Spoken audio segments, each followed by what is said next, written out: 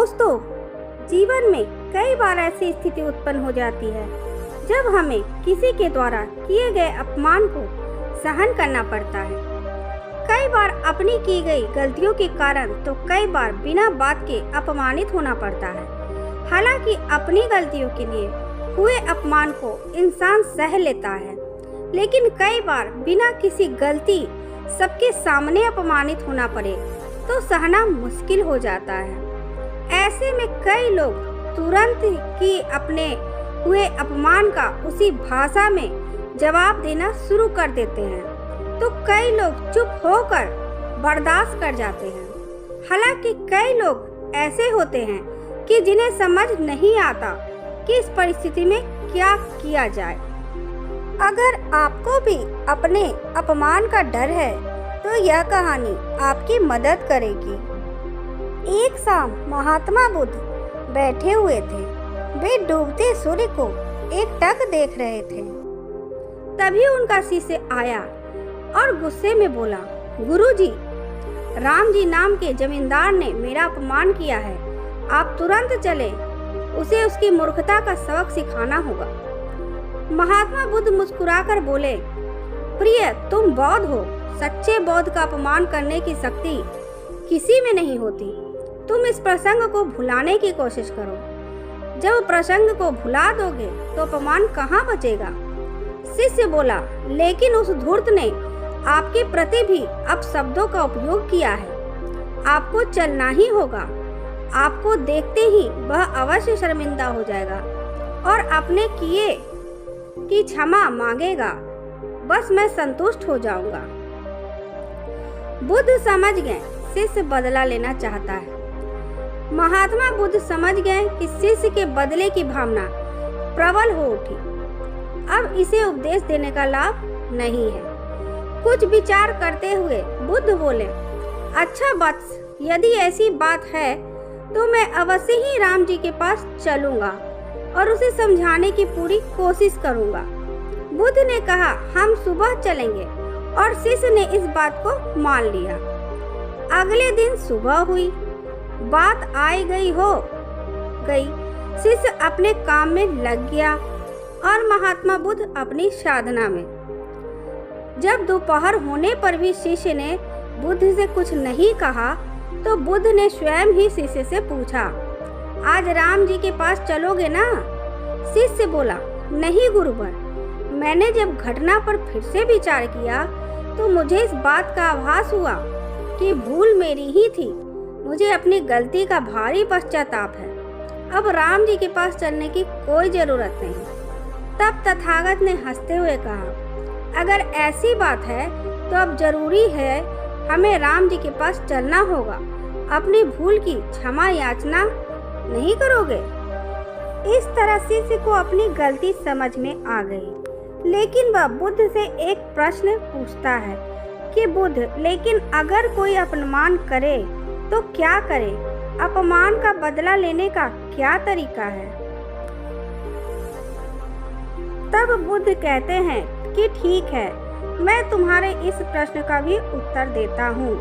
सोचो, अगर तुम कुछ लोग के साथ बैठे हुए हो और इतने में तुम्हारा अगर कोई अपमान करे, तुम्हारा मजाक उड़ाए या तुम्हें बुरा भला कहे, तो तुम उस वक्त बहुत बुरा लगेगा तुम्हें, है ना? ऐसे में तुम अंदर से दुखी हो जाओगे, गुस्सा करने लगोगे और कई बार तो उस इंसान से झगड़ा करने या उस इंसान से मारपीट करने पर उतर आओगे। पर जरा रुको, क्योंकि ये सारे ही तरीके बिल्कुल ही गलत हैं।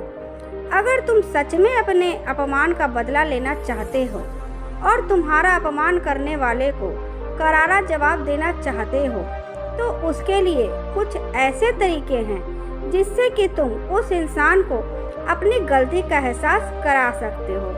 तुम अपमान का बदला अपने तरीके से जवाब देकर ले सकते हो और उन्हें शर्मसार कर सकते हो।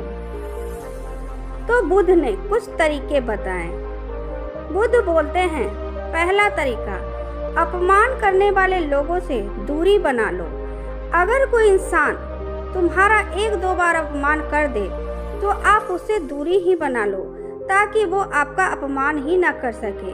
अगर बार बार अपमान करने वाला आपका कोई करीबी इंसान है और चाह कर भी आप उनसे दूरी नहीं बना सकते हो, तो उनकी बातों पर और उन पर ध्यान देना बंद कर दो और उनसे जितनी ज़रूरत हो उतनी ही बात करो। और बुद्ध ने दूसरा तरीका बताया, अपने आप को शांत रखो।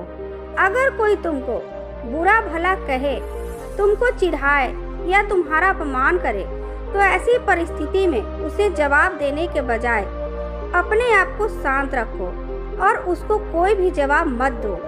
याद रखो कि सामने वाला तुमको गुस्सा दिलाने के लिए और परेशान करने के लिए ही तुम्हारा अपमान करता है। तो कोई तुम्हारा अपमान करे और तुमको लगे कि इस इंसान के मुंह लगना ठीक नहीं है या कोई प्रतिक्रिया देना ठीक नहीं है, तो उसे कोई जवाब मत दो। इससे तुम्हारा अपमान भी नहीं होगा और तुमसे कोई प्रतिक्रिया ना आने पर सामने वाला खुद परेशान होकर वहां से चला जाएगा।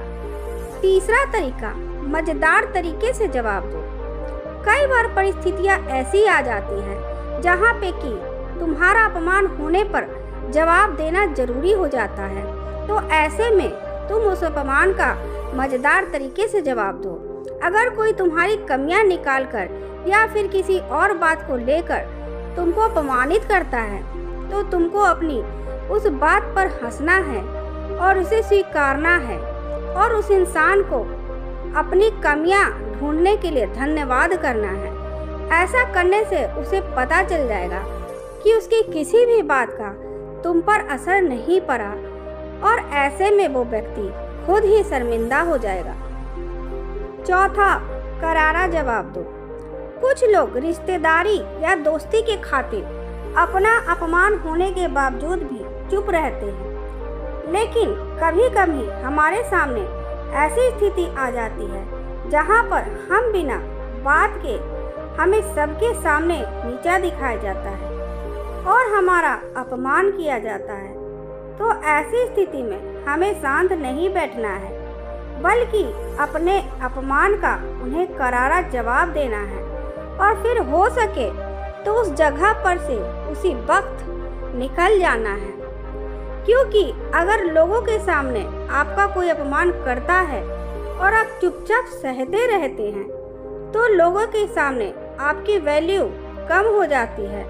लोग आपको बहुत हल्के में लेने लगते हैं और इस वजह से फिर कोई भी आपका अपमान कर सकता है। इसलिए कभी कभी लोगों को अपने अपमान का करारा जवाब देना ही सही होता है, ताकि लोगों को भी पता चले कि आप अपमान नहीं सह सकते हो।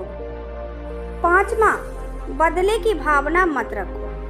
अपमानित होने पर कई सारे लोग उस अपमान का बदला लेने के लिए बदले की भावना रखते हैं, पर यह बिल्कुल गलत बात है, क्योंकि ऐसा करने से आप खुद ही और ज़्यादा परेशान हो जाएंगे, गुस्सा करने लगेंगे या तनाव में आ जाएंगे। इसलिए आपका अपमान करने वाले व्यक्ति के प्रति बदले की भावना न रखें। छठा, उन्हें माफ़ कर दो। शायद आपको यह देखकर थोड़ा अजीब लगे, पर यही आपके लिए सही रहेगा। बहुत सारे लोग अपमानित होने पर गुस्सा करने लगते हैं और परेशान हो जाते हैं। उनके मन में उस अपमानित करने वाले व्यक्ति के प्रति एक नकारात्मकता भर जाती है और ये होना बिल्कुल नॉर्मल बात है।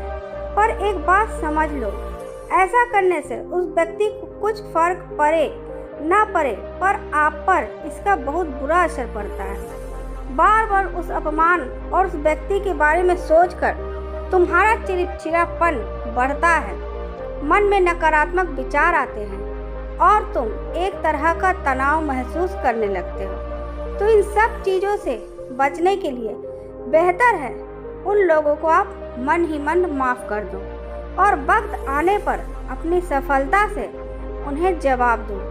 ऐसा करने से आपका मन शांत हो जाएगा और आपके मन में उस व्यक्ति के प्रति कोई नकारात्मकता भी नहीं रहेगी। माफ़ करने के बाद भी आपको ऐसे लोगों से दूर ही रहना है ताकि वो दोबारा आपको किसी भी तरह की तकलीफ ना दे सके।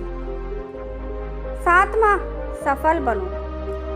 अगर आपको कोई नीचा दिखाने की कोशिश करता है, आपका मजाक उड़ाता है या आपको बार बार अपमानित करता है, तो ऐसी परिस्थिति में आप अपने जीवन में एक लक्ष्य बनाइए और अपने जीवन में इतना ज़्यादा सफल बनिए फिर कभी कोई आपको अपमानित करने की कोई हिम्मत ना कर सके। अपमान का बदला लेने का यही सबसे अच्छा तरीका है। दोस्तों, आपको ये वाला कहानी कैसा लगा कमेंट सेक्शन में ज़रूर बताना। साथ ही साथ कुछ सजेशन हो तो बता देना और आपको किस टॉपिक पे कहानी चाहिए ये भी बता देना। आपका कोई पर्सनल क्वेश्चन हो तो मुझे कमेंट कर देना। तो दोस्तों, उम्मीद करती हूँ आज महात्मा बुद्ध की इस बुद्धा स्टोरी का फ़ायदा आपको ज़रूर प्राप्त हुआ होगा। इस कहानी को अधिक से अधिक लोगों में शेयर करके हमारी मेहनत को सार्थक करें। हम बहुत मेहनत करके आप लोग के लिए कहानी बनाते हैं, इसलिए चैनल को सब्सक्राइब कर दें ताकि हम और अच्छी अच्छी कहानियाँ आप लोग के लिए ला सकें। धन्यवाद।